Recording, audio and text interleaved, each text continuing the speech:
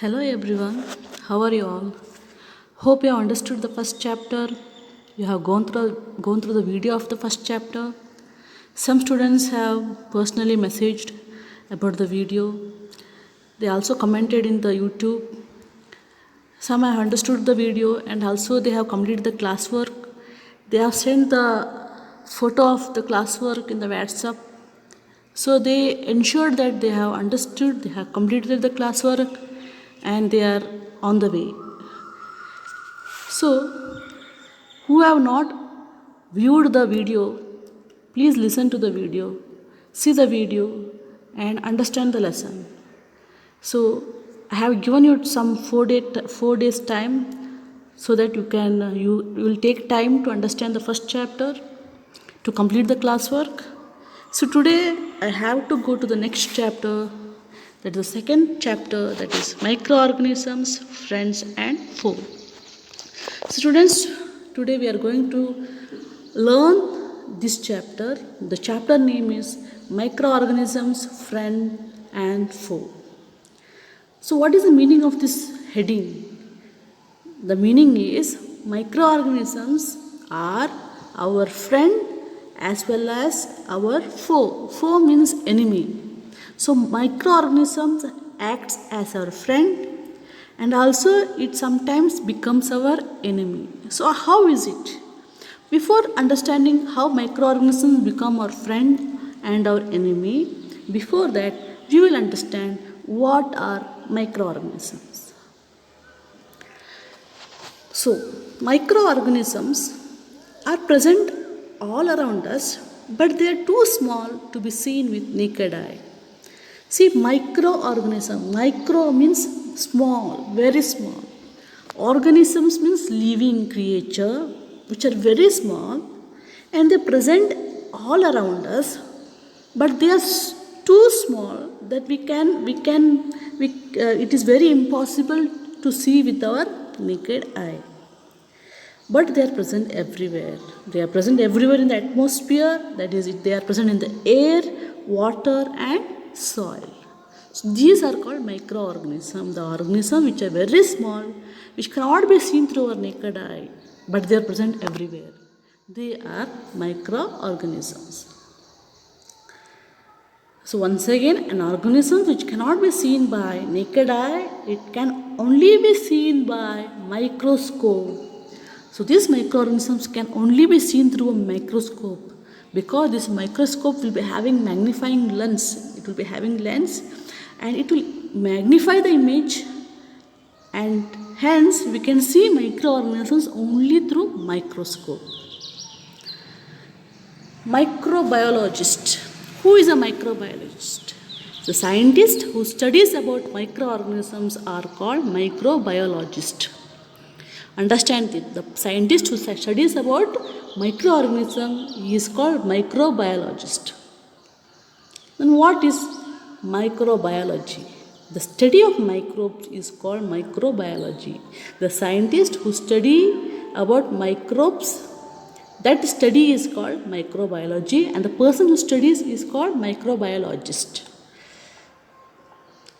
Now, we will learn about the types of microorganisms. We are hearing about microorganisms. What are those? The first one is bacteria. Second, algae, fungi, protozoa, virus. So this year we are going to learn about 5 microorganisms. So totally there are only 5 microorganisms, that are bacteria, algae, fungi, protozoa, virus. What are those? The first is about bacteria. What is this bacteria? Bacteria is unicellular. Uni means one-celled. So bacteria is only one-celled, single-celled organism. Second point, it is present in air, water and soil. Yes, this bacteria will be present in the air, water, soil also. It is having a simple structure. It is having different shape.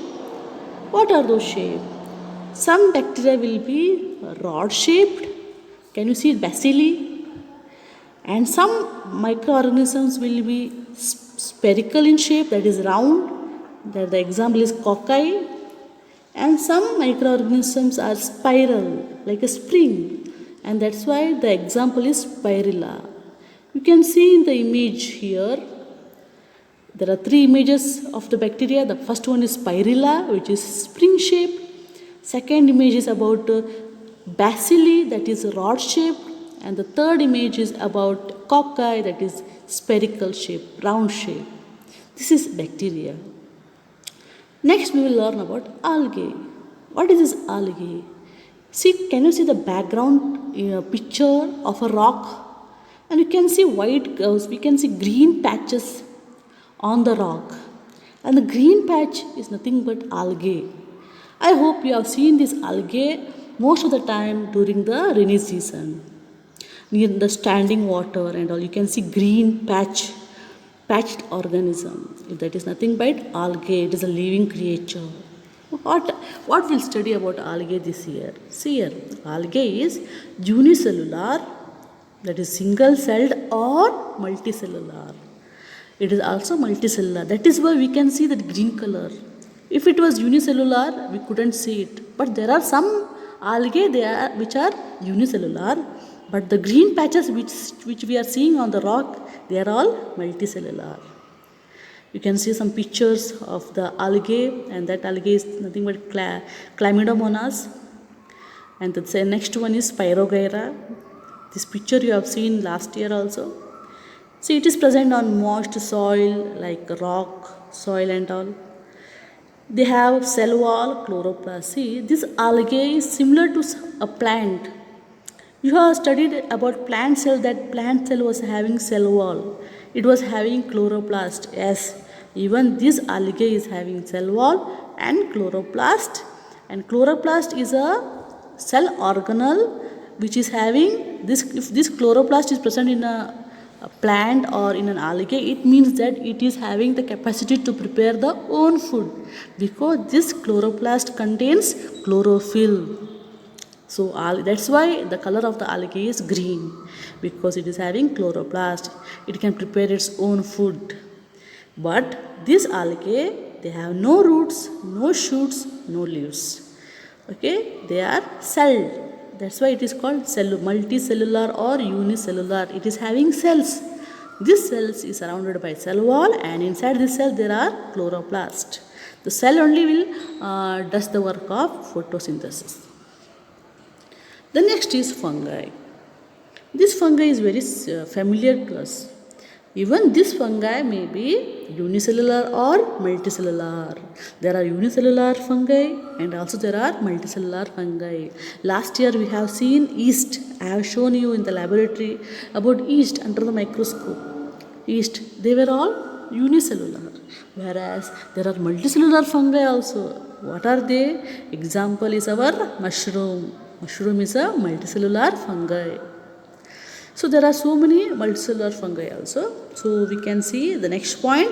They are plant-like, but chloroplast is not there. See here, they are something like a plant, but they do not have chloroplast. For example, you can see the mushroom. Sometimes it looks like plant, but it doesn't have green color. It doesn't have chloroplast. Hence, it cannot prepare its own food. So what do they do? They get food from plants and animal waste. So we have learned last year in the first lesson itself that these mushrooms, these fungi comes under saprotrophs. Saprotrophs are the organisms which take the food from dead and decaying matter. Because fungi cannot prepare their own food, it lives on dead and decaying matter, and they will take nutrition from this dead and decaying. So they obtain nutrition from dead and decaying matter. Hence they are getting nutrition. That is why they don't have chloroplast. They don't prepare their food. They are dependent on dead and decaying matter. So this is fungi. The next is protozoa. What are these protozoa? Yes, these are unicellular, but they live in fresh water and salt water. They live in fresh water and salt water. Fresh water means sweet water, and also salt water, the ocean water. But these protozoas are parasites. Okay, these are parasites, or they can live independently also. but some of them are parasites. What are parasites? The organisms which live in or on other organisms and cause harmful effects, they are parasites. So these parasites can enter a human body or animal body and cause so many diseases also. For example, malaria and all. So this is caused by protozoa. This protozoa can move from one place to another place, like amoeba, paramecium. So the last year we learned about amoeba. It is a protozoa, and also paramecium. It is having hair-like structure called cilia to move from one place to another place. This amoeba is having false feet that helps it to move from one place to another place. So this is protozoa. The next is virus. These viruses are also microscopic, but they are different from other microorganisms because they reproduce only inside the cell of host organism. It may be bacteria, plant or animal. So this is a different concept. You have to understand. You are learning this virus topic for the first time. What is this virus? So students, it is very microscopic organism. It is having one special character, that is, it is standing in the borderline between living and non-living. Means what? If it is getting any, it is a parasite. If it is getting any host organism, host means you know what is host. The organism which provide nutrition for this parasite. So now parasite is virus. So host may be a plant, animal or human being. So if it gets host organism, it will enter inside the host organism and multiply. But if it is not getting any host, it will be inactive and it doesn't show any activity. Means that doesn't show that it is dead. It is not dead. If it is not getting any host organism, it will not die. It will stay for some days. So we are learning. We are going through this COVID-19 season and all. So they are telling that these viruses can stay on our clothes, paper, even on the non-living living thing also. It can stay for some days. So if it is not getting any host organism, it is inactive.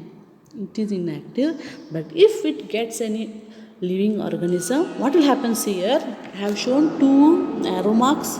The right side we will see it is outside the host, means it is not getting any host, so it remains inactive, so no activity. But if it gets any host organism, see inside host, use host machinery for multiplication. So what does it do is, when it enters inside the cell, for example, if it is entering inside the cell of a bacteria, it will destroy the bacterial nucleus. Okay, means what? Inside the nucleus there will be some genetic material. So it will destroy it and it will produce its genetic material, that is the virus. So it will, what does it do is, it will use host machinery for multiplication. What does it mean is, for example, if someone comes to your home, think that if a robber has come to your home, if a thief has come to your home, and he is not allowing you people to act anything. He has made you people to sit in one place, and he is doing all the work. He is managing the house. Okay, he is in control of your house now. So you cannot do anything. Okay, so what is thing about the condition now? So the thief is in control of your house, but you are inactive. In the same way, here also, when the virus enters a host cell, it doesn't allow the host cell to multiply and all. The virus, it will release its genetic material, and the genetic material is multiplied.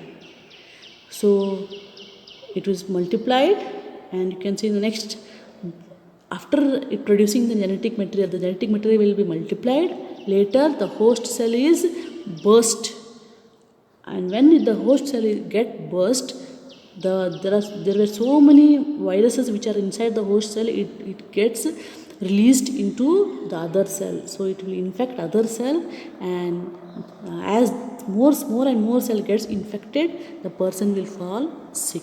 So this is about this is how the virus will act on a person. Once again, I would like to once again conclude all these things. See here, microorganisms are very small organisms which cannot be seen with the unaided eye. Unaided means without any help we cannot see it. They can be seen only with the microscope. Microorganisms may be unicellular or multicellular. Microorganisms may exist alone or in colonies. Some microorganisms they are alone, like amoeba. They are single. They live alone. But some live in colonies together. For example, you might have observed that during the rainy season, moist bread gets spoilt and its surface gets covered with greenish white patches. You can see in the picture also. Yes, that is a microorganism. And you can see that microorganism, isn't it? That's why it is a multicellular microorganism. And do you know which microorganism it is? It is fungi. That is a bread mold. Types of microorganism. There are 4 types of microorganism. They are bacteria, fungi, algae and protozoans.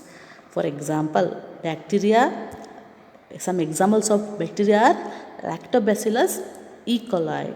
See, these all notes are from your textbook. Then algae, example are Chlamydomonas spirogyra. What are the example for fungi? Bread mold, Penicillin, Aspergillus. Example for protozoans are Amoeba, Paramecium. Then viruses are considered as microorganisms. They are different from other microorganisms because they reproduce only in the body of host organisms like bacteria, plants or animals. Common ailments like cold, influenza and most coughs are caused by viruses. Serious diseases like polio, chickenpox are also caused by viruses. See here, common cold, cough are all caused by virus.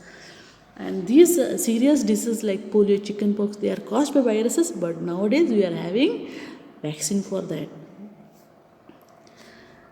See, can you see the picture of the microorganisms? Bacteria, spiral bacteria, rod-shaped bacteria, algae, Chlamydomonas spirogyra, protozoa, amoeba, paramecium, fungi, bread mold, penicillin, aspergillus. So please remember this. The next you can see the picture of the virus. So the virus is having some special shapes, and that is the structure of the viruses. That is, it is having a head capsule, tail it is having, and end plate. And the right side, it is the picture of human immunodeficiency virus, that is HIV virus, which causes AIDS disease. Now we will learn the next subtopic, that is microorganism as friend. So now we have learned about the introduction of microorganisms. I made you to understand what are microorganisms, types of microorganisms. Now we will study how microorganisms will act as our friend. See here, microorganisms play an important role in our lives. Some of them are beneficial in many ways, whereas some others are harmful and cause diseases. Now, what are the beneficial microorganisms? See here. Microorganisms are used for making curd from milk, for making cheese, pickles, bread, cakes, pastries, alcohol, wine, vinegar, etc. See, so many things we are preparing out of with the help of these microorganisms. We will study one by one. First one, making curd from milk. Yes.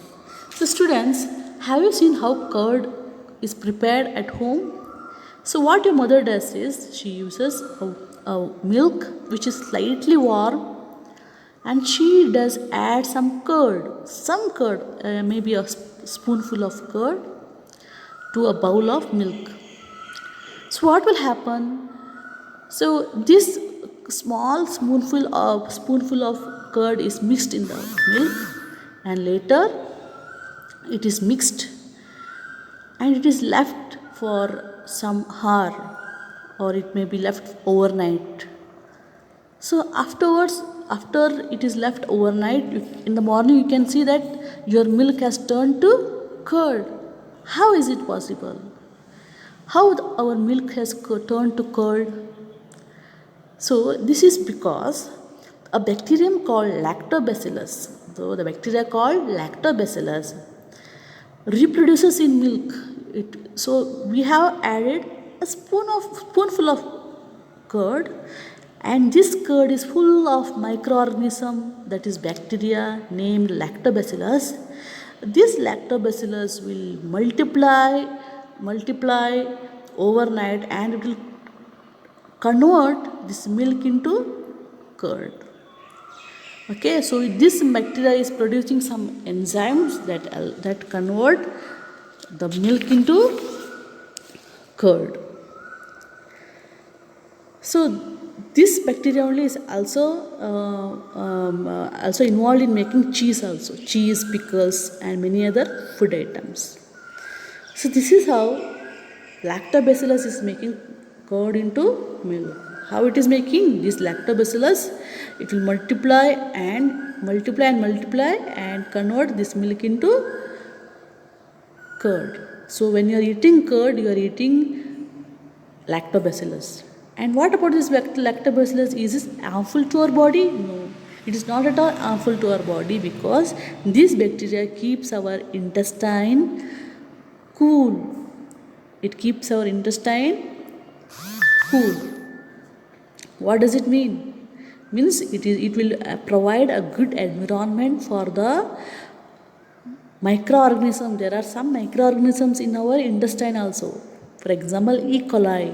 It is present in our intestine. So this curd, when we are eating curd, it will improve our environment in the intestine and allow the E. coli to activate. So that's why we are eating curd, to make our body feel cool. So that is why, especially in the summer season, we use more curd to keep our body cool. So this prevents stomach ulcers, mouth ulcers and all. So this is the important aspects of lactobacillus in converting milk into curd. The next is, these microorganisms also help in making bread. The fungus called yeast reproduces in flour, dough, and produces carbon dioxide during respiration, which makes the dough soft and helps in making bread, cakes, biscuit, pastries, etc. So already this is what discussed last year, that the yeast, when we are adding yeast to the dough, so what will happen? This yeast will multiply. It will undergo anaerobic respiration, because the respiration without oxygen, it can undergo anaerobic respiration, and during anaerobic respiration, this yeast is producing carbon dioxide. It produces carbon dioxide in large quantity. So what will happen when carbon dioxide is produced inside the dough of a bread, a cake or pastries? What will happen? It will make the dough very soft. Because how it makes the dough very soft? Because in between the dough there will be the accumulation of carbon dioxide. Because of the carbon dioxide gas inside the dough, it becomes very soft. And when we prepare the bread, a cake or pastries, what will happen? We can see, when we bake it, you can see so many air gaps. For example, have you seen a bread? There will be so many air gaps in between. What is this air gap? When we bake this bread or bun or cake, the carbon dioxide will go outside, leaving the air gaps. So you can see that the bread will be so soft, fluffy, because there will be air gaps inside. Hence, microorganisms are used in preparing curd from milk and from baking bread. So till here I am going to explain. The video will be sent today. So please listen to it, understand it, and please be in contact in WhatsApp. Thank you.